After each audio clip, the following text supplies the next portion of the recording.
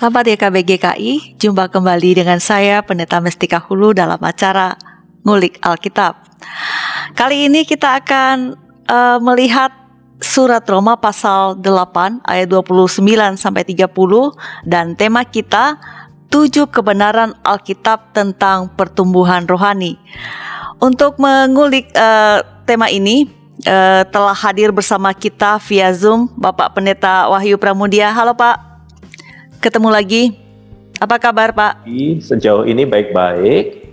Baik, puji Tuhan. Ada para sobat YKB ya. Baik, terima kasih Pak atas kesediaan Bapak menjadi narasumber Ngulik Alkitab episode ini. Para sahabat sekalian, Bapak Pendeta Wahyu Pramudia ini saat ini melayani di basis pelayanan GKI Ngagel, Surabaya. Para sahabat, sebagaimana sudah sering kami sampaikan bahwa acara Ngulik Alkitab disiapkan untuk menjadi sarana kita belajar bersama, mendalami kitab suci, dan melihat relevansinya dalam kehidupan kita sehari-hari. Kali ini pun demikian, ketika kita mengulik 7 kebenaran tentang pertumbuhan rohani, kita mau melihat juga apa kata Alkitab dan relevansinya dalam kehidupan kita sehari-hari. Para sahabat kami undang untuk terlibat secara interaktif bersama kami melalui chat room yang tersedia. Nah, sebelum kita memulai mengulik tema kita dan sebelum kita membaca Alkitab dari Roma pasal 8, kita akan berdoa yang akan dipimpin oleh Bapak Pendeta. Silakan Pak. Mari kita bersama-sama berdoa ya. Tuhan, biarlah apa yang kami dengar memperluas wawasan kami, memperdalam keimanan kami, dan mendorong kami untuk hidup sebagai murid-Mu di tengah dunia ini. Di dalam nama Kristus kami berdoa. Amin. Amin. Saya akan membaca surat Roma pasal 8 ayat 29 dan 30. Semoga para sahabat juga sudah siap dengan Alkitabnya masing-masing. Roma pasal 8 ayat 29 dan 30. Sebab semua orang yang dipilihnya dari semula, mereka juga ditentukannya dari semula untuk menjadi serupa dengan gambaran anaknya, supaya ia, anaknya itu, menjadi yang sulung di antara banyak saudara. Dan mereka yang ditentukannya dari semula, mereka itu juga dipanggilnya. Dan mereka yang dipanggilnya, mereka itu juga dibenarkannya. Dan mereka yang dibenarkannya, mereka itu juga dimuliakannya. Langsung ke Pak Pendeta nih yang jadi narasumber kita. Tema kita yang kita ulik saat ini adalah 7 kebenaran Alkitab tentang pertumbuhan rohani. Terpikir oleh saya sih Pak gini, kenapa sih mesti bilangnya 7 kebenaran, kenapa enggak yang lain-lain? Tapi sebelum saya menanyakan itu, nah ada 2 hal yang saya perhatikan di sini. Ada pertumbuhan rohani dan ada kebenaran Alkitab. Nah, mengapa kita perlu kita kan udah biasa banget nih Pak dengan tema-tema ini, mendengar kebenaran Alkitab, pertumbuhan rohani. Lalu kenapa kita mesti penting memperhatikan ini, 7 pertumbuhan rohani ini, dan kemudian kenapa harus memakai menurut kata Alkitab? Memangnya ada kata yang lain Pak selain Alkitab? Oke. Iya, Ibu dan juga rekan-rekan sekalian, hampir tiap kali kelas katekisasi berakhir di Jumat kami di GKI Ngagel, selalu ada pertanyaan ini. Kalau saya udah dibaptiskan, udah mengaku percaya, so what? Lalu apa? Gitu ya. Seolah-olah baptisan itu seringkali dilihat sebagai sebuah puncak dalam hidup kita beriman ya. Apalagi kalau di GKI sudah mengikuti katekisasi sekian lama. Puncaknya, ujungnya ini. Nah, itu perspektif kita gitu ya. Itu apa yang kita persepsikan. Sedangkan Tuhan nampaknya punya impian lain untuk kehidupan yang kita jalani. Nah, impian itu adalah apa yang tadi tertera di dalam Roma pasal 8 ayat 29 hingga 30 itu. Bahwa mereka yang dipilihnya dari semula ini juga ditentukan untuk menjadi serupa dengan gambaran anaknya. Jadi barangkali impian kita bisa jadi berbeda dengan impian Tuhan. Dan di zaman now saya mendapatkan banyak jemaat impiannya tentang kehidupan rohani itu sangat-sangat duniawi. Kalau saya ikut Yesus Pak, saya sembuh. Kalau saya ikut Yesus Pak, saya kaya raya. Kalau saya ikut Yesus Pak, hidup saya akan lancar dan baik-baik saja. Ekspresi-ekspresi yang menurut saya sangat-sangat duniawi. Tidak terarah pada apa yang Tuhan kehendaki, berpusat pada diri sendiri. Nah, impian Tuhan untuk kehidupan kita nampaknya sesuatu yang terus menyangkut soal proses yang terjadi selama kita ada di dunia, sehingga setelah diselamatkan kita tidak segera ditarik di surga. Sebuah proses, dan sebuah proses ini punya tujuan. Tujuannya yang jelas adalah kita bertumbuh makin serupa dengan Kristus. Nah, kenapa 7, kenapa bukan 8, kenapa bukan 9 dan yang lainnya ya? Nah, saya tidak sengaja kemudian untuk menyarikan dan menjadi 7. Tetapi anggaplah kalau Bapak Ibu percaya 7 adalah angka yang sempurna di mata pemaparan Alkitab, maka 7 ini cukup mencakup segala sesuatu yang kita perlu ketahui tentang pertumbuhan rohani. Kenapa mesti menurut kata Alkitab? Karena sekali lagi impian Tuhan, kehendak Tuhan itu kita temukan di dalam Alkitab. Ketika kita memutuskan untuk mengikuti Dia, maka kita mendengar suaranya lewat Alkitab. Bukankah ada kutipan yang mengatakan when the Bible speaks, God speaks. Ketika Alkitab berbicara, Tuhan berbicara kepada kita. Maka sebagai murid Kristus kita tidak boleh mendengarkan suara diri kita sendiri. Kita belajar mendengarkan suara Tuhan lewat firman-Nya yang tertulis bagi kita. Baik. Saya mau tadi dari Roma pasal 8 ayat 29-30 itu ketika kita bicara mengenai pertumbuhan rohani dan juga melihatnya seperti apa yang Tuhan mau, bukan keinginan kita, saya mau mengatakan bahwa yang saya tangkap adalah bahwa ini bermula dari panggilan Allah kepada kita untuk menjadi serupa dengan gambaran anaknya, yaitu Kristus. Nah, berarti kita dijadikan serupa dengan anak itu, tentu ada misi yang harus kita lakukan, bersaksi baginya. Dan kalau saya pikir-pikir ya Pak, menjadi saksi Tuhan di dunia ini kan bukan perkara gampang. Ada pengorbanan, kita harus menyangkal diri kita. Dan saya kira saya secara personal harus rendah hati mengakui bahwa kadang-kadang gagal untuk menjadi saksi Tuhan. Nah, apa yang harus kita lakukan ya Pak? Dan itu berarti juga para sahabat YKB lakukan untuk mewujudkan atau menyatakan kehidupan sebagai gambar Kristus di dunia ini. Iya, saya yakin setiap orang hidup di dalam dunia ini, Bu, dia mewartakan sesuatu, dia menyampaikan sesuatu, dia memberitakan sesuatu. Contoh sederhana ya, kalau kita makan di tempat yang enak, nanti kita upload fotonya ke media sosial, kita katakan ini tempat yang enak untuk makan mie, ini tempat yang enak untuk makan ini dan itu. Kalau kita ketemu dokter yang cocok bagi kita dan orang bertanya, kalau dokter ini yang cocok yang mana ya? Langsung kita sebutkan namanya. Nah, orang hidup selalu mewartakan sesuatu. Dan untuk jadi saksi Kristus, bagi saya tidak butuh kesempurnaan. Karena kesempurnaan itu hanya terjadi ketika kita nanti disempurnakan dan diizinkan untuk masuk ke kekekalan oleh rahmat Tuhan. Nah, di dalam jatuh bangun pergumulan, yang penting adalah kita on the right track, kita di jalur yang tepat untuk mengikut Kristus. Bahwa pertobatan dan baptisan itu bukan kata akhir. Setelah pertobatan dan baptisan, kita akan berlanjut di dalam proses pengudusan kehidupan, meninggalkan yang lama, mengenakan yang baru, sampai kemudian akhirnya Tuhan memanggil kita pulang. Nah, ini yang tidak boleh terlupakan, bahwa komitmen kita kepada Kristus itu termasuk komitmen untuk menanggalkan yang lama, mengenakan yang baru, butuh proses, dan ini menyangkut soal relasi kita, pertama dengan Tuhan, bagaimana kita menghargai anugerah dan penebusannya, karena ini adalah landasannya. Lalu bagaimana kita berdamai dengan diri kita, dengan ketidaksempurnaan yang ada, dengan luka-luka yang ada dan hidup di dalam diri kita. Bagaimana penebusan Kristus memampukan kita untuk lepas dari luka-luka masa lalu itu, dan juga terkait bagaimana kita memperlakukan orang lain. Jadi urusan pertumbuhan ini bukan pertumbuhan saya sebagai pribadi, tetapi saya di dalam relasi saya dengan Tuhan, bagaimana saya menghargai anugerahnya, saya dalam relasi saya dengan diri saya sendiri, bagaimana saya bisa menerima diri karena anugerah Tuhan, dan saya dengan orang lain, bagaimana dengan orang lain itu saya mewujud nyatakan anugerah Tuhan.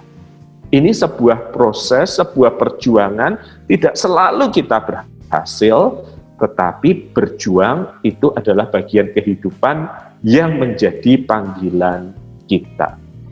Baik, dalam hal pertumbuhan rohani ini Bapak, saya tidak dicatat juga sih, tapi saya mencoba merekam ada beberapa kali menyebutkan kata proses, mungkin sekitar 5 atau 6 kali. Berarti mau menekankan bahwa prosesnya ini penting begitu Pak? Proses seperti apa dalam pertumbuhan ini? Iya, jadi ada sebuah proses yang terjadi, Bu, di mana saya hendak menegaskan bahwa proses itu membutuhkan waktu gitu ya. Tidak mungkin orang mempunyai kerohanian yang kuat hanya dalam semalam berdoa. Hanya dengan sebuah penumpangan tangan lalu kerohaniannya kuat. Hanya dengan sebuah doa, puasa atau metode tertentu maka seseorang akan jadi luar biasa. Untuk menjadi bertumbuh secara rohani, kuat secara rohani itu ada sebuah proses, ada waktu yang dibutuhkan, ada upaya yang kita lakukan yang dikuatkan oleh anugerah Allah melalui Roh-Nya yang kudus.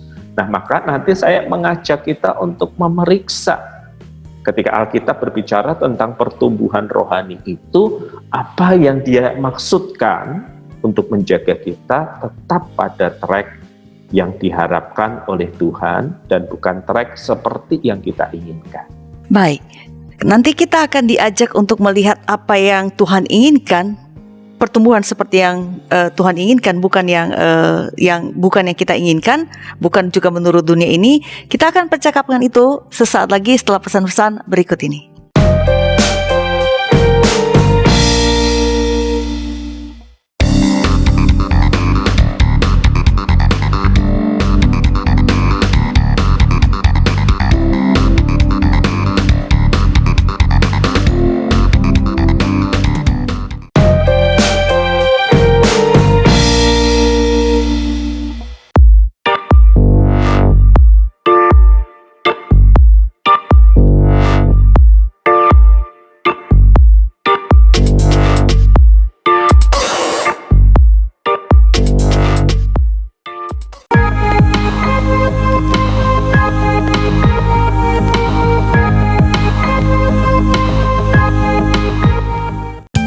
Sahabat, mari dukung pelayanan dan pekabaran Injil melalui YKB dengan membagikan link acara ini kepada sebanyak mungkin orang. Dukungan juga dapat saudara lakukan dengan mentransfer dukungan finansial ke rekening BCA ke nomor 450-305-2990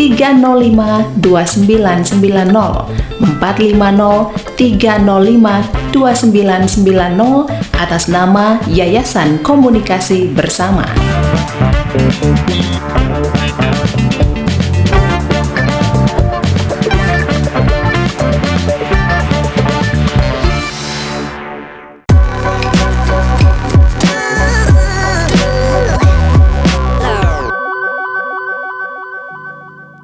Masih bersama saya Pendeta Mestika Hulu dan juga masih bersama narasumber kita Bapak Pendeta Wahyu Pramudia yang ada di sana di ujung Zoom dalam acara Ngulik Alkitab. Para sahabat yang baru bergabung, kami sampaikan bahwa saat ini kita sedang mengulik tema 7 kebenaran Alkitab tentang pertumbuhan rohani dan bacaan kita, teks kita dari Roma pasal 8 ayat 29 sampai 30. Para sahabat kami undang untuk berinteraksi bersama kami melalui chat room yang tersedia. Saya langsung kembali ke Pak Pendeta nih. Sebelum break tadi kan dan tema kita memang menyebut 7 kebenaran Alkitab mengenai pertumbuhan rohani. Nah, apa sajakah ketujuh kebenaran itu? Tadi sih Bapak sudah menyebut gitu, kenapa harus 7 dan bukan 5 atau 10 atau yang gampangnya 1 aja. Dalam dunia kadang-kadang kita 1 tips aja yang bisa bikin kita sukses, tapi ini kok 7 Pak? Iya. Jadi memang pertumbuhan rohani itu pertama dia meliputi sebuah proses gitu ya. Proses selalu butuh waktu. Yang kedua, dia mencakup soal aspek relasi kita dengan Tuhan, relasi kita dengan diri sendiri, dan relasi kita dengan orang lain. Nah, mari kita mulai dengan yang pertama ya, kebenaran yang pertama tentang pertumbuhan rohani. Yang pertama, kita ini bertumbuh ke arah keserupaan dengan Kristus. tanpa kehilangan keunikan pribadi. Nah, saya jelaskan dulu soal ke arah kesempurnaan dengan Kristus. Ini tujuan yang Allah jelaskan di dalam Alkitab, di dalam firman-Nya. Bahwa siapa yang dipilihnya, diselamatkannya, ditentukan untuk menjadi serupa dengan gambaran anaknya. Impian Tuhan ini kadangkala berbeda dengan keinginan kita. Kita inginnya nyaman, kita inginnya sembuh, kita inginnya kaya. Tetapi Tuhan inginnya kita bertumbuh ke arah kesempurnaan dengan Kristus. Nah, ini jelas terlihat terekam dalam kesaksian Alkitab ketika misalnya di dalam Kisah Para Rasul pasal 11 ayat 26 dicatat, mereka tinggal bersama-sama dengan jemaat itu 1 tahun lamanya sambil mengajar banyak orang. Di Antiochialah, murid-murid itu pertama kali disebut Kristen. Jadi murid-murid itu pertama kali disebut Kristen di Antioquia. Kristen berarti Kristus kecil. Kristen berarti fotokopinya Kristus. Ini bukan self-claim, bukan sesuatu yang mereka klaimkan pada diri sendiri. Ini bagaimana orang yang di luar menyebut mereka. Orang di luar itu bisa menyukai mereka, bisa tidak menyukai mereka, tetapi mereka melihat kualitas-kualitas seperti Kristus di dalam diri murid ini. Nah, artinya kan sejak awal bahkan keserupaan dengan Kristus itu bukan sebuah kemustahilan. Ia adalah sebuah jalan kehidupan yang kita semua berproses di sana dan orang lain bisa menyaksikan bahwa dia mengingatkan kita akan Kristus. Dia mengingatkan kita akan Kristus, perilakunya, perkataannya, gaya hidupnya, dia mengingatkan kita akan Kristus. Barangkali tidak ada pujian yang lebih hebat yang kita bisa dengar dari orang lain selain orang yang mengamati kehidupan kita dan berkata, hidupmu, perkataanmu, perilakumu mengingatkan kita akan Kristus. Nah, jadi kita dipanggil untuk sebuah pertumbuhan rohani ke arah menuju keserupaan dengan Kristus tanpa kehilangan keunikan pribadi. Jadi kalau arah tujuannya sama, pribadi yang menjalaninya kan berbeda-beda ya. Karakter murid Kristus juga berbeda-beda. Ada Petrus yang begitu berani, ada Thomas yang begitu peragu, ada Yohanes anak Zebedeus yang kadang-kadang bisa kehilangan tempernya, kehilangan pengendalian emosinya. Nah, kita itu juga berbeda-beda. Arah pertumbuhannya adalah Kristus yang sama tetapi berbeda. Maksudnya kalau serupa Kristus bukan berarti saya, ibu, dan rekan-rekan itu seperti zombie yang tidak punya lagi keunikan pribadi gitu ya. Ada orang Kristen yang ceria, ada orang Kristen yang pendiam, ada yang mudah ramah dan tersenyum, ada yang flegmatik. Apapun profil kepribadiannya, mereka masih punya kepribadian sendiri, tetapi di dalam profil kepribadian itu mereka bertumbuh ke arah Kristus. Nah, kadang-kadang gereja melalaikan hal ini. Ketika membuat program, evaluasinya melulu hanya bicara sukses enggak, berapa banyak yang datang, berapa banyak yang kemudian hadir, berapa banyak yang confirm. Tetapi kita jarang mengingatkan apakah program ini mendorong jemaat untuk makin bertumbuh pada kesempurnaan ke arah rupa dan wajah Kristus itu. Paulus pernah mengungkapkan di dalam Galatia pasal 4 ayat ke-19 bahwa dia punya satu kerinduan. Hai anak-anakku, karena kamu aku menderita sakit bersalin lagi sampai rupa Kristus menjadi nyata di dalam diri kamu. Jadi tujuan pelayanan Paulus itu bukan kebesaran namanya, atau kalau zaman sekarang bukan seberapa banyak followernya, seberapa banyak yang like, berapa banyak yang share, tetapi dia ingin melihat rupa Kristus itu nyata di dalam diri orang-orang yang dia layani. Itu tujuan, itu dalam tanda kutip ambisi pelayanannya. Yang pertama yang harus kita ingat bahwa kita ini bertumbuh ke arah keserupaan dengan Kristus, tapi tanpa kehilangan keunikan pribadi. Kita harus sepakat dulu dengan arahnya. Arahnya bukan kenyamanan kita, bukan kekayaan kita, bukan kemakmuran kita. Arah pertumbuhan rohani adalah keserupaan dengan Kristus. Apakah ini mungkin? Kita masih bergumul dengan salah dan dosa. Bagaimana mungkin kita bisa diharapkan serupa Kristus? Ini mungkin terjadi, catatan Alkitab menunjukkan dalam Kisah Para Rasul pasal 11, bahwa di Antiokhia lah murid-murid itu untuk pertama kali disebut Kristen. Kristen berarti Kristus-Kristus kecil, atau Kristen berarti fotokopinya Kristus. Dan ini bukan self-claim, bukan mereka sendiri yang menyebut diri mereka Kristen, tetapi orang-orang yang di luar, yang melihat mereka berkata, yang melihat mereka berperilaku, yang mereka melihat mereka bertindak, mereka melihat ini kok mengingatkan kita pada karakter Kristus. Jadi di dalam ketidaksempurnaan kita bertumbuh ke arah Kristus, dan pertumbuhan itu bisa dilihat orang lain. Kata dan perilaku kita mengingatkan orang lain akan Kristus.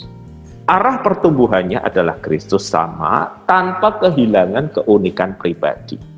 Alias kalau kita menjadi serupa Kristus bukan berarti keunikan pribadi kita hilang. Ada yang ceria, ada yang relatif tenang, ada yang cenderung ramah, ada yang tampilan awalnya dingin, tetapi apapun profil kepribadian kita dalam perjalanan menjadi serupa dengan Kristus dengan segala keunikan kita.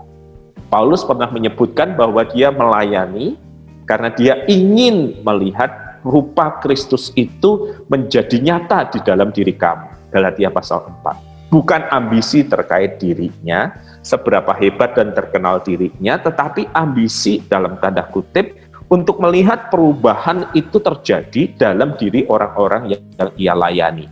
Sampai rupa Kristus menjadi nyata di dalam diri. Buat apa Paulus berambisi seperti ini kalau hal itu tidak mungkin terjadi? Sekali lagi sempurna tidak, tetapi proses perjalanan mengikuti Kristus, makin serupa dengan Kristus menjadi tanda bahwa kita bertumbuh secara rohani. Yang kedua, saudara-saudara, kita ini membutuhkan waktu untuk bertumbuh secara rohani, tetapi waktu bisa berlalu tanpa menghasilkan pertumbuhan yang optimal. Jadi secara sederhana misalnya kalau kita menanam tanaman itu butuh waktu untuk berbuah. Saya menanam 2 pohon jambu yang sama misalnya. Setelah 6-7 bulan yang sama, yang satu berbuah, yang satu tidak berbuah. Jadi waktu dibutuhkan untuk berbuah, tetapi waktu saja belum tentu hasil akhirnya adalah buah. Itu terlihat, itu terlacak misalnya dari perkataan Paulus kepada jemaat di Korintus. Jemaat Korintus adalah jemaat yang penuh karunia kemujizatan. Ada banyak pembahasan tentang karunia-karunia rohani yang hebat, yang dahsyat di situ. Tetapi Paulus pernah berkata, tetapi aku berbicara kepadamu seperti manusia duniawi yang belum dewasa dalam Kristus. Susulah yang kuberikan kepadamu bukan makanan keras. Dengan kata lain, bahwa dari sisi proses waktu, jemaat Korintus itu harusnya sudah dewasa, tetapi mereka masih kanak-kanak. Bahkan ketika mereka punya karunia rohani yang luar biasa, pertumbuhan karakter mereka, pertumbuhan moralitas mereka tertinggal. Ini penting untuk kita ingat karena kita sering menyalahpahami talenta, karunia dengan karakter yang makin serupa Kristus. Talenta, karunia adalah pemberian Tuhan. Karakter serupa Kristus adalah hasil pekerjaan Roh Kudus di dalam kehidupan kita. Bisa jadi orang punya banyak talenta, tetapi karakternya tidak bertumbuh. Itu bisa saja terjadi. Teguran yang sama muncul dari penulis Ibrani yang mengatakan di dalam Ibrani pasal yang kelima, dari sudut waktu sudah seharusnya kamu menjadi pengajar. Berarti dari sudut waktu harusnya mereka sudah bertambah, makin mengenal Tuhan, bisa menjadi pengajar. Namun kamu masih perlu lagi diajarkan asas-asas pokok dari pernyataan Allah. Dari sisi waktu harusnya sudah bertumbuh, tetapi realitanya tidak seperti itu. Waktu berlalu tanpa pertumbuhan yang optimal.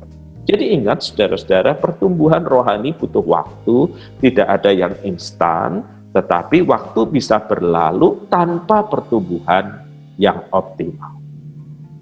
Yang ketiga, saudara-saudara, kita ini tidak mengupayakan pertumbuhan rohani dengan kekuatan kita sendiri. Kita mengupayakannya dengan menyambut pekerjaan Roh Allah di dalam diri kita. Alkitab berulang kali mengajarkan kepada kita, jika kita hidup oleh Roh, maksudnya kita dilahir barukan oleh Roh, kita diubah oleh Roh, biarlah hidup kita dipimpin oleh Roh itu. Perhatikan kata dipimpin, ini kalimat pasif, jadi kita harus menyerahkan diri kita agar Roh Kudus itu memimpin diri kita. Bagaimana saya tahu Roh Kudus memimpin hidup saya, Pak? Dari mana kita tahu? Ketika kita mengingat perkataan Yesus bahwa Roh Kudus itu diberikan supaya kita mengingat kembali hidup dan karya Kristus.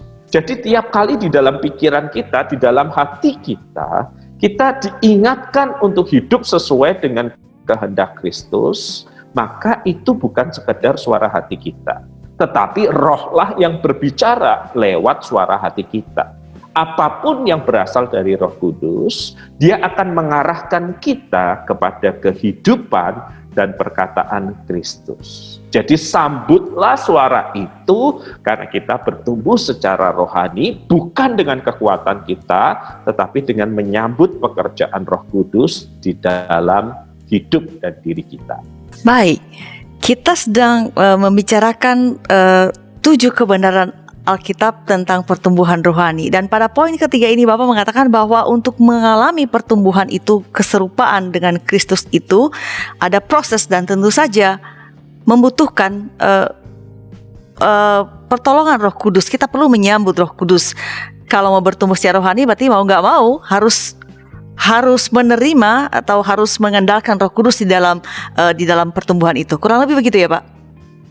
Jadi saya ingin menegaskan aspek personal ini dulu ya Bu ya, bahwa kita bertumbuh dengan menyambut pekerjaan Roh Kudus di dalam diri kita.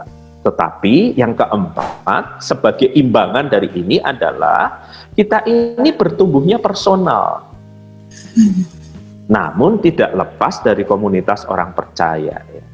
Jadi bertumbuh secara personal artinya kita ini bukan karena suami kita kerohaniannya bagus otomatis kita keangkat. Ayah kita pendeta, otomatis kerohanian kita baik. Teman kita orang Kristen yang bertumbuh, dengan sendirinya kita bertumbuh. Tidak. Pertumbuhan itu adalah wilayah personal dari hidup kita, tetapi tidak pernah lepas dari komunitas. Bertumbuhnya personal, tetapi butuh komunitas. Tak heran penulis Ibrani pernah memberikan peringatan ini. Janganlah kita menjauhkan diri dari pertemuan-pertemuan ibadah kita.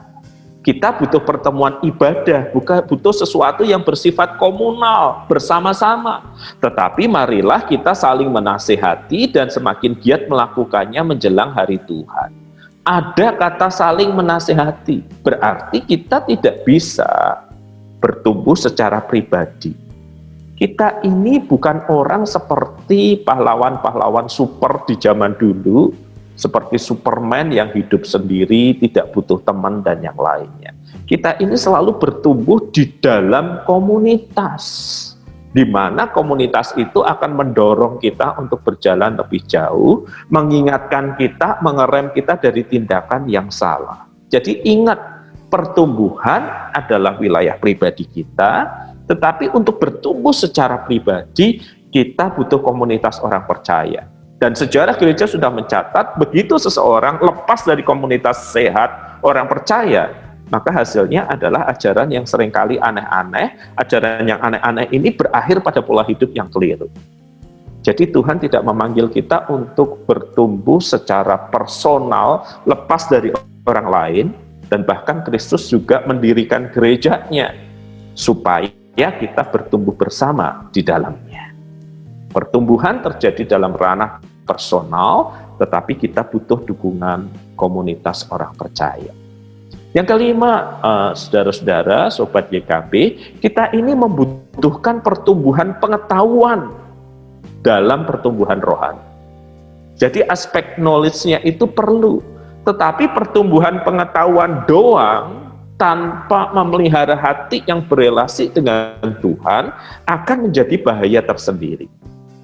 Ya, kalau tidak seimbang kita akan menemukan orang-orang yang dalam penggambaran, mohon maaf, kepalanya kecil, knowledge-nya kecil, tetapi hatinya untuk Tuhan begitu besar, begitu menggebu. Dia mudah disesatkan oleh orang lain. Atau sebaliknya, ada yang knowledge-nya luar biasa tentang Tuhan, hatinya untuk Tuhan dingin. Dia menjadi beku dan kaku. Jadi proses pertumbuhan rohani adalah upaya untuk menyeimbangkan apa yang kita tahu dan juga kemudian apa yang kita rasa. Alkitab pernah memberi teguran kepada mereka yang aspek knowledge-nya luar biasa. Aku tahu segala pekerjaanmu, baik jerih payahmu maupun ketekunanmu, bahwa engkau tidak dapat sabar terhadap orang-orang jahat, bahwa engkau telah mencobai mereka yang menyebut dirinya rasul, tapi sebenarnya tidak demikian. Teguran Allah kepada salah satu jemaat di kitab Wahyu menunjukkan knowledge-nya udah hebat, bisa menguji orang, bisa membuktikan bahwa dia rasul palsu, berarti pengetahuannya kan hebat, bisa mengenali dusta, berarti knowledge-nya luar biasa. Tetapi ini dicela Tuhan karena kamu telah meninggalkan kasih-Mu yang mula-mula. Kepalanya besar, tajam menilai ajaran, tetapi hatinya tidak lagi membara bagi Tuhan. Dan saya rasa hal seperti ini masih relevan untuk masa kini. Kita mengenal orang-orang yang knowledge-nya luar biasa, tajam mengkritisi ajaran, tapi kita tidak merasakan sebuah hati yang membara bagi Kristus. Kita tidak melihat tutur katanya, perilakunya mencerminkan Kristus. Bahkan ketika dia mengoreksi ajaran orang lain, kata-kata yang kasar, kotor keluar dari bibirnya. Ada sesuatu yang salah, bukan? Jadi yang kelima, kita diingatkan bahwa kita butuh pertambahan pengetahuan, kita butuh pertambahan knowledge, tetapi hati yang mencintai Kristus, yang membara bagi Kristus, jangan sampai kita lupakan atau kita tanggalkan. Baik, poin kelima ini saya kira menarik dan bagi saya dan semoga para sahabat IKB juga memperhatikan apa yang barusan disampaikan oleh Pak Pendeta, bahwa pertumbuhan rohani ini adalah sebuah upaya menyeimbangkan knowledge, pengetahuan dan hati kepada Tuhan. Saya kira itu poin penting juga yang perlu diperhatikan pada ngulik Alkitab ini. Oke, Pak, tadi Bapak menyebut ada, dan tema kita 7 kebenaran Alkitab. Bapak sudah menyebutkan 5, tapi kan ada 7. Yang 2 lagi kita lanjutkan setelah pesan-pesan berikut ini.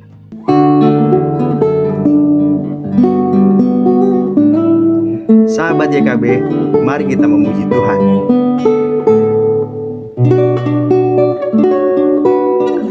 Saya Octavianus akan menemani Anda 2 kali dalam sebulan, setiap hari Kamis setelah program Pernikahan Bahagia.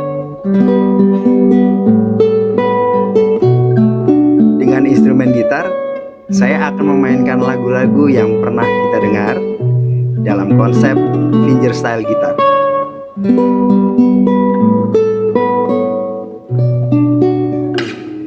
Jangan lewatkan program Sela setiap Kamis 2 kali dalam sebulan setelah program Pernikahan Bahagia.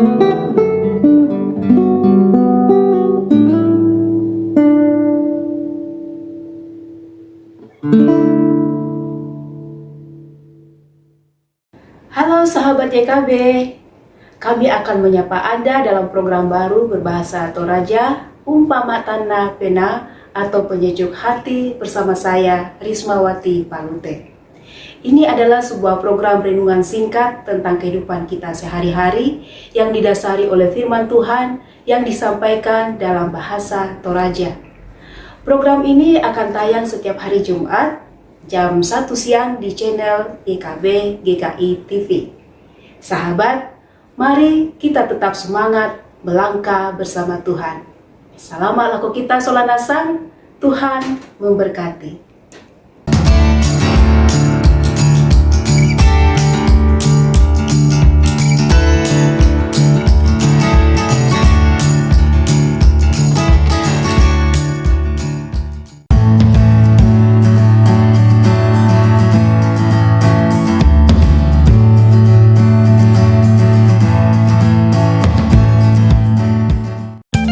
Sahabat, mari dukung pelayanan dan pekabaran Injil melalui YKB dengan membagikan link acara ini kepada sebanyak mungkin orang. Dukungan juga dapat saudara lakukan dengan mentransfer dukungan finansial ke rekening BCA ke nomor 450 305 2990 450 305 2990 atas nama Yayasan Komunikasi Bersama.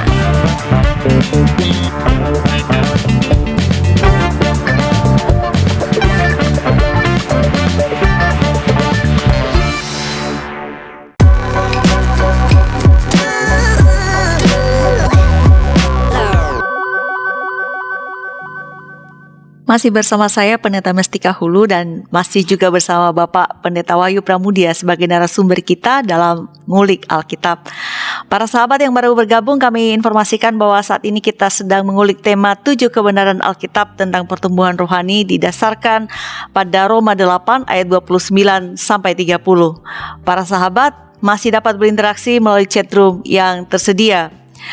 Saya langsung ke Pak Pendeta. Tadi di segmen kedua, Bapak sudah menjelaskan 5 dari 7 hal terkait pertumbuhan rohani menurut Alkitab seperti yang menjadi tema kita.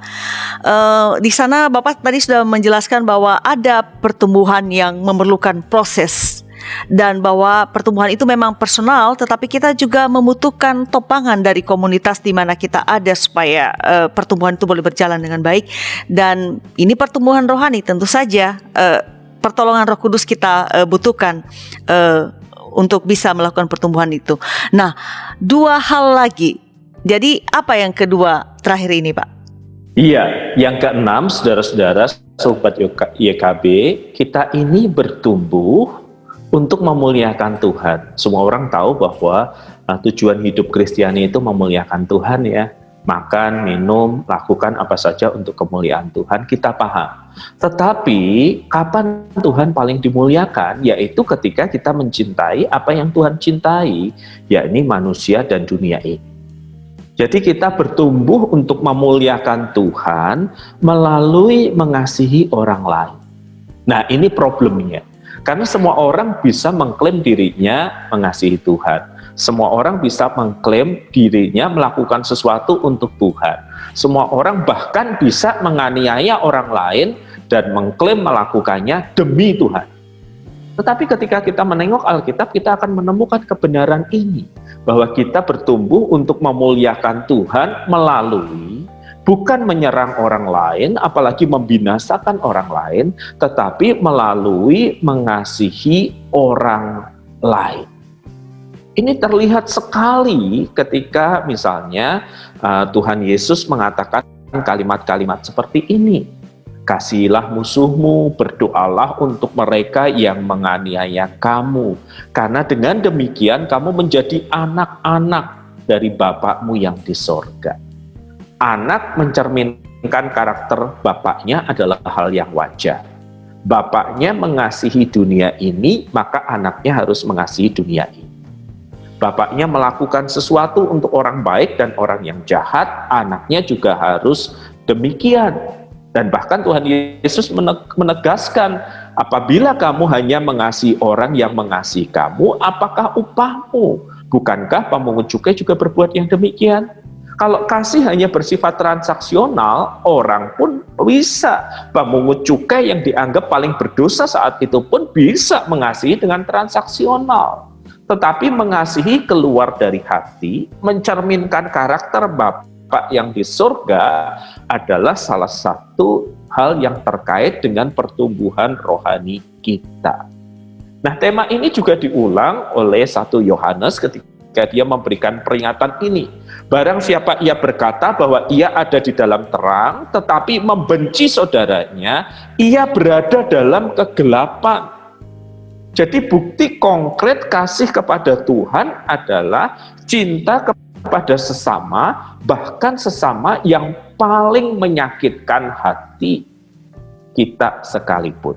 Bahkan sesama yang paling membuat kita langsung merasa emosi. Jangan lupa, orang akan bertumbuh makin lama makin seperti yang ia sembah. Dan Kristus yang kita sembah di atas kayu salib itu, dengan luka yang begitu rupa, dengan tekanan psikologis yang begitu berat, masih mengatakan kalimat, ampunilah Bapa, sebab mereka tidak tahu apa yang mereka perbuat. Kita bertumbuh mengasihi Tuhan, memuliakan Tuhan lewat mengasihi sesama. Dan yang ketujuh, yang terakhir, saudara-saudara, adalah kita ini bertumbuh serupa dengan Kristus, berada di dalam trek keserupaan dengan Kristus.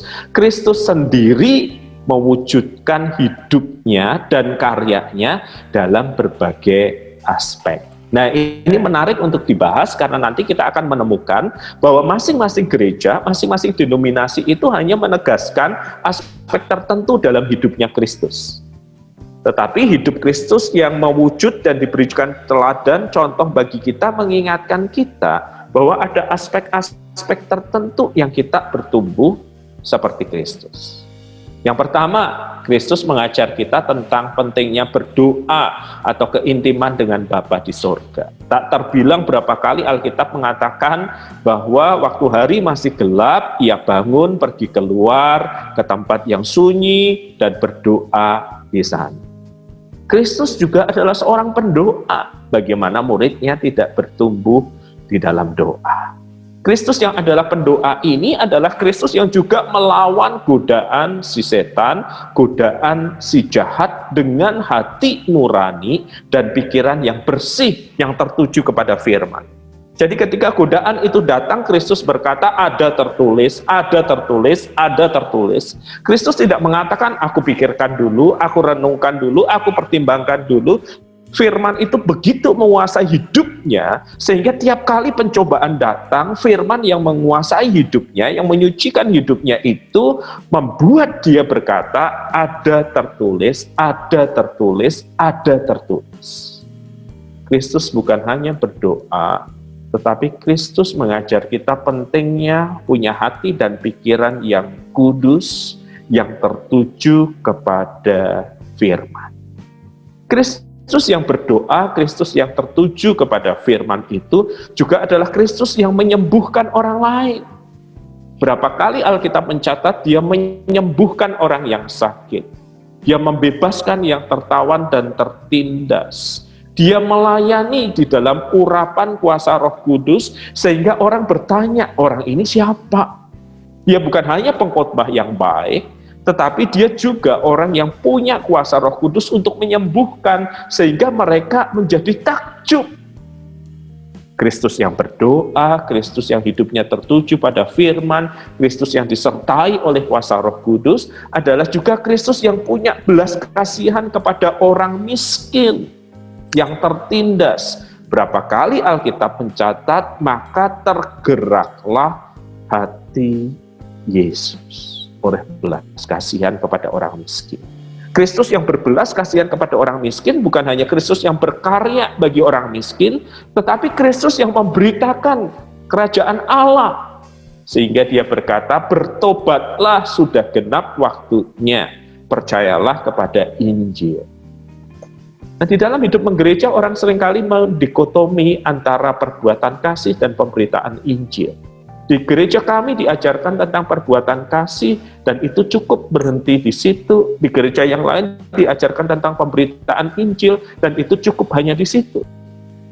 Tetapi di dalam hidup Kristus, dia bukan hanya berbelas kasihan kepada orang yang miskin dan memberikan pembebasan, tetapi dia juga memanggil orang-orang itu ke dalam pertobatan. Dan Kristus juga dia menjembatani antara kehidupan sehari dan kehidupan spiritual. Antara altar dan pasar dijembatani oleh Kristus. Konteks yang harus kita pahami adalah waktu itu ada pemuka-pemuka agama yang begitu ketat menjalankan agama sehingga kehilangan belas kasihan kepada sesama. Tetapi Kristus ketika ia ada di rumah ibadat di hari Sabat, dia juga menyembuhkan perempuan yang bungkuk badannya. Dia menjembatani antara sesuatu yang bersifat rohani ibadah-ibadah itu dengan perilaku belas kasihan dalam hidup sehari-hari. Jadi kita mengerti saudara-saudara bahwa gereja-gereja kita hanya seringkali mencerminkan aspek tertentu dari hidup Kristus. Ada gereja yang menekankan pentingnya kuasa Roh Allah, hanya melulu itu. Tapi Kristus yang bergerak dalam kuasa Roh Allah, dalam urapan Roh Kudus, juga berbelas kasihan kepada orang miskin. Juga adalah seorang pendoa, juga adalah orang yang memberitakan Injil. Ada gereja yang begitu menekankan pada pemberitaan Injil, misi, tetapi tidak peduli dengan orang-orang miskin yang lemah, menjadi korban dari struktur masyarakat yang ada bahkan di sekitar gerejanya. Dengan mengarahkan pertumbuhan kepada Kristus, maka kita tahu, kita diminta untuk bertumbuh, melampaui dalam tanda kutip, sekat denominasi kita, melampaui kecenderungan gereja kita, dan mengarahkan diri kita kepada Kristus, Sang sumber dan teladan bagi pertumbuhan kehidupan rohani kita. Baik, sebelum saya mengucapkan terima kasih pada Bapak menjadi narasumber, saya mau menyampaikan sesuatu hal semacam ungkapan yang pada segmen ketiga ini Bapak sampaikan, dan bagi saya itu menarik. Semoga juga tadi para sahabat mendengarkan ini setelah Bapak menguraikan bahwa kita ini bertumbuh ke arah keserupaan dengan Kristus, dan Bapak mengatakan tadi di segmen ketiga ini bahwa orang makin serupa dengan apa yang disembahnya. Saya kira itu penting. Kenapa? Kita adalah umat Tuhan, pengikut-pengikut Kristus. Jadi saya mencoba memparafrasanya dan mengatakan kalau kita adalah penyembah-penyembah Kristus, maka sepatutnya lah sikap karakter Kristus itu juga nyata dalam kehidupan kita sehari-hari. Iya, ada satu pengalaman menarik terkait dengan hal ini ya, untuk Sobat YKB. Suatu kali bersama dengan rekan hamba Tuhan, kami makan di Semarang, kota kelahiran saya. Dan ketika kami mampir di warung soto gitu ya, karena penuh kami duduk agak keluar gitu. Dan ketika kami menerima mangkok soto itu, ada seorang pria yang mohon maaf, aromanya tidak terlalu menyenangkan, mengulurkan remason, obat gosok, dan uang 100-an logam. Saya bingung apa maksudnya. Tapi terus kemudian dia berkata, mau pijet, butuh kerokan, dan itu pagi buta, saudara-saudara. Lalu teman saya itu yang seorang juga hamba Tuhan berkata kepada dia begini, Bapak duduk dulu, makan dulu. Maka dia pesankan soto dan kami makan bersama. Setelah satu mangkok dan segelas teh hangat, pria itu berkata begini, saya nggak mau gratis, saya mau bayar dengan pijetan atau kerokan. Siapa bapak-bapak yang perlu dipijat dan dikerok? On the spot di situ nih. Lalu teman saya bilang, nggak usah Pak, yang penting Bapak udah makan, udah dapat sarapan, bisa kuat bekerja. Lalu dia berkata, iya, sejak ada kecelakaan tertentu, kakinya tidak bisa berfungsi dengan baik, itu yang bisa dia lakukan, menawarkan orang untuk dipijat dan dikerok. Lalu kami persilahkan kalau Bapak mau cari customer lain, rekan saya memberikan sejumlah uang untuk keluarga. Yang menarik Bu adalah respons orang itu. Dia terdiam, dia kaget, air matanya menetes, lalu dia menunjuk teman saya dan berkata, Bapak ini seperti Yesus. Saya kaget, saya curious, lalu saya nanya, Bapak orang Kristen? Dia mengelak. Enggak. Tapi saya pernah waktu SD belajar di sekolah Kristen dan saya tahu Yesus itu murah hati. Persis Bapak. Wow, yang ingin saya katakan adalah hal ini. Kami nggak sempurna. Pendeta juga manusia. Kami struggling dengan begitu banyak dosa dan kesalahan. Tetapi ada kualitas-kualitas tertentu yang mengingatkan akan Kristus. Itu yang harus disaksikan oleh orang di sekitar kita. Kita tidak sepenuhnya seperti Kristus, belum. Tetapi orang mengenali karakter-karakter itu dan mengingat Kristus. Karena seperti tadi yang saya katakan dan Ibu ulangi, kita akan menjadi seperti apa atau siapa yang kita sembah. Hidup kita membuktikannya. Baik. Terima kasih Pak Pendeta Wahyu Pramudia atas seluruh penjelasan yang diberikan dalam ngulik Alkitab episode ini, 7 kebenaran Alkitab tentang pertumbuhan rohani, yang mengajak kita semua untuk melihat bagaimana bertumbuh dan ke arah mana kita bertumbuh. Tadi Bapak mengatakan beberapa kali bahwa kita bertumbuh sebagaimana dikehendaki Allah, bukan sebagaimana yang kita kehendaki. Terima kasih juga untuk sharing cerita di bagian penutup. Kiranya itu boleh semakin menguatkan kita juga bahwa kita tidak sempurna, tetapi dalam ketidaksempurnaan kita tetap bisa mencerminkan tentang Kristus bagi orang lain. Sekali lagi terima kasih Bapak. Terima untuk kasih Ibu kesediaannya. dan rekan-rekan YKB. Baik, para sahabat YKB GKI, ada beberapa hal yang dapat kita ambil dari ngulik Alkitab kali ini. Pertama, bahwa pertumbuhan rohani atau iman adalah anugerah dari Allah dan juga ditujukan bagi Allah.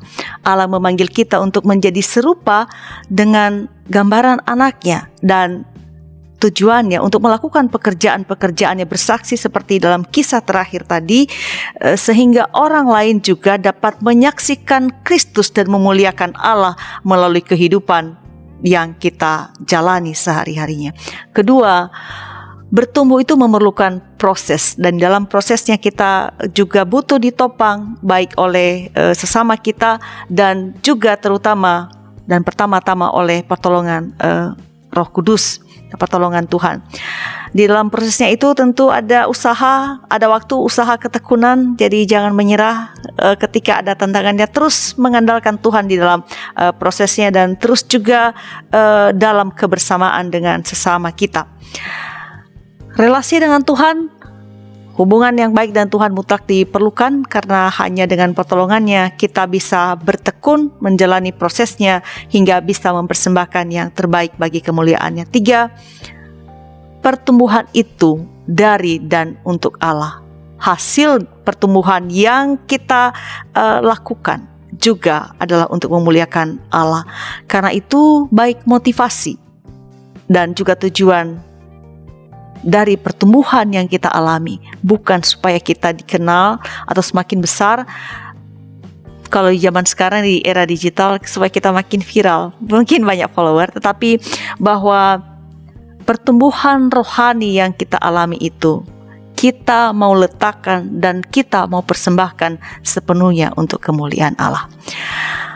Tuntas sudah jumpa kita dalam mengulik Alkitab episode ini dalam tema 7 kebenaran Alkitab tentang pertumbuhan rohani.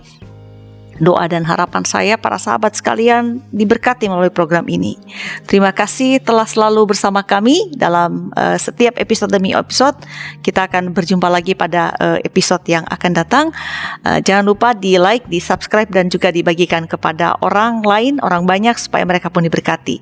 Sekali lagi terima kasih Pak Pendeta untuk ngulik Alkitab kali ini, telah menjadi narasumber, dan kita akhiri ngulik ini dengan doa yang akan dibawakan oleh Pak Pendeta. Silakan Bapak. Mari kita berdoa. Biarkan apa yang kami impikan adalah impian-Mu ya Tuhan. Apa yang kami cari adalah kehendak-Mu, dan setiap hari kami terus bertumbuh makin serupa putra-Mu, Tuhan kami Yesus Kristus, oleh karena kekuatan Roh Kudus yang diam di dalam diri kami. Amin. Amin.